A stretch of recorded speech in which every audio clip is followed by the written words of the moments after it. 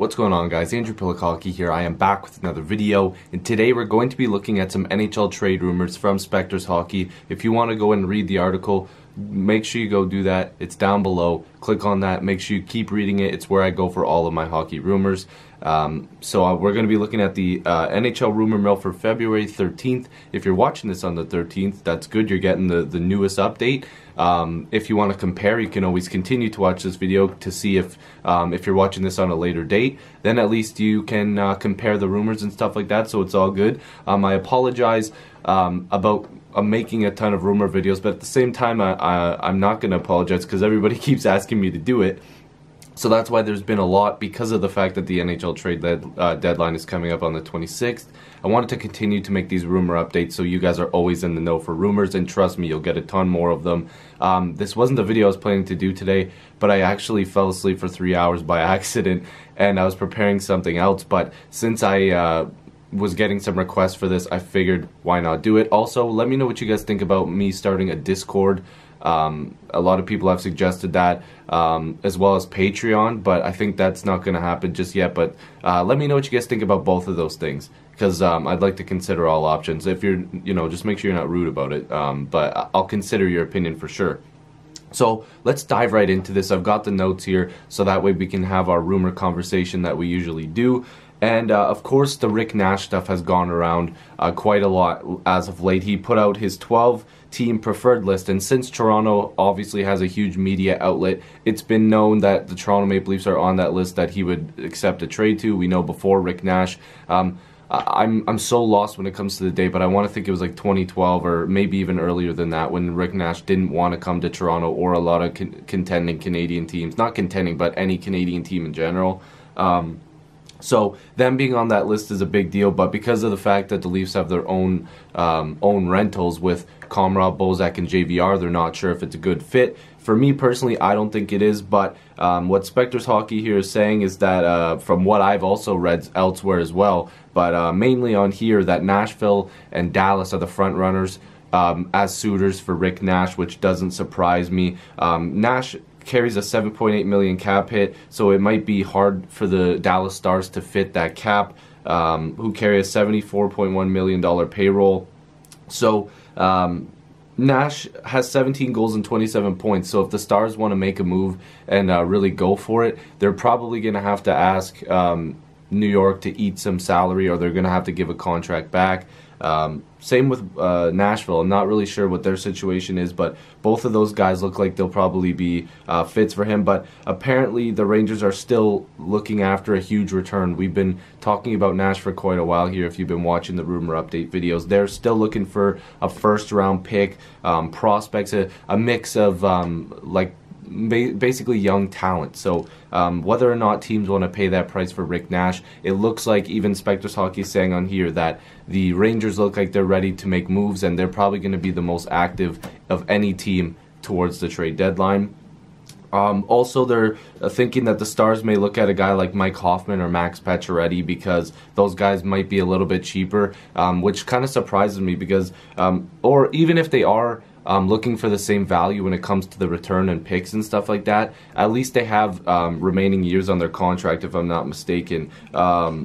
Also, Michael Grabner, who has a $1.65 million salary, that could be another option. He's very good for his value. He's very fast, so if you're looking for a guy out there, maybe even as a penalty kill guy, just if he can knock a puck loose to get down the ice faster than pretty much anybody and go on a breakaway. I know he's improved that over the years. But another guy is Ryan McDonagh, and this is the thing. The Rangers are very active in the trade market, and we all know that. It looks like they've drawn interest from Tampa Bay and Boston when it comes to McDonagh. There's no offers here, I believe, yet for the captain. It's saying here there's not any urgency as well. That's what it's saying. They're also the Rangers are also dangling guys like Holden, Desjardins, Desharnais, and Zuccarello. Apparently, Zuccarello would be a guy that I would be looking into if I was another team going for it. But going back to McDonagh again, the rumors always come to Toronto. I don't think that's going to happen. I don't figure that McDonagh would be a fit here anyways. But look for the Rangers to be very active because they're looking for quite a lot for McDonough as well. Apparently, if the Islanders apparently are showing the interest that Arthur Staple is suggesting from The Athletic, it looks like the Rangers would want the Islanders' first-round pick in 2018, as that would probably be a lottery selection. It could be a lottery selection. He also says that Tyson Barrie, Peter Mrazek, John Gabriel Pajot, Michael Grabner, and Matt Martin are other options that the Islanders may be looking at. Martin is a guy that they probably just want to come back for like a reunion type of thing. The Grabner thing could be interesting as well. I'm not sure if that would happen, but Tyson Barrie and Peter Mrazek, those look like deals that they might be able to make, depending on if Colorado wants to move Barrie, because if they want to move forward next year, I would figure they'd want to keep him unless they go into the market for Carlson or Green next year. So the Islanders seem to be pretty active as well. Also, the Jets apparently are interested in Zuccarello or Grabner as well. The Jets obviously have been a very good team this year, so look for them to be active. Yeah, and again, Spectors Hockey just keeps noting that the Rangers are going to be very active this year. And if they feel like they can make a move and they can get rid of these guys, they're not going to be, quick to move them before the 26th. Well, like, they're going to try to get it done, but they're not trying to get it done so quickly that they, catch themselves losing value for certain players. So apparently there is a lot of interest in Thomas Vanek as well. He's 34 years old. Could go to cup contenders like the Nashville Predators or the Boston Bruins, or apparently the Ducks and Blue Jackets. And then again, it's being reported here that there is younger options like Kane, Maroon, Michael Grabner, and Mike Hoffman. Regardless of how old he is and where he might fit in, Vanek could be a guy for a cup run for sure. He is a little bit older. He does have the veteran experience, and he could provide a little bit of a boost for a cup run for sure. So apparently the Canucks are also looking at trading Eric Branson as well.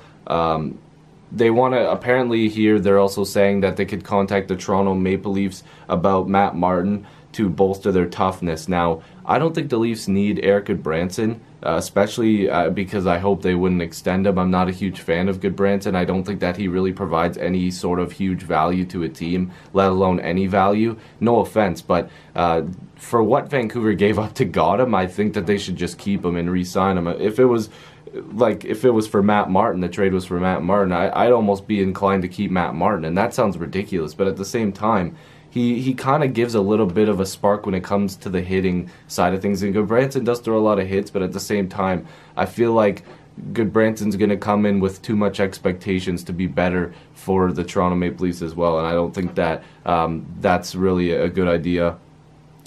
So going back to Derek Brassard as well, apparently the Senators are looking for a first-round pick, a top prospect, and a third piece. That is way too much for Derek Brassard. And I've been saying for a very long time that this trade deadline could be very exciting or very disappointing. If these prices don't drop, I don't see a ton of trades happening, just based off the fact that teams aren't going to be willing to pay these hefty prices for a guy like Brassard, because honestly, that's too much of a package, and Brassard's a good player, but he's not worth that much.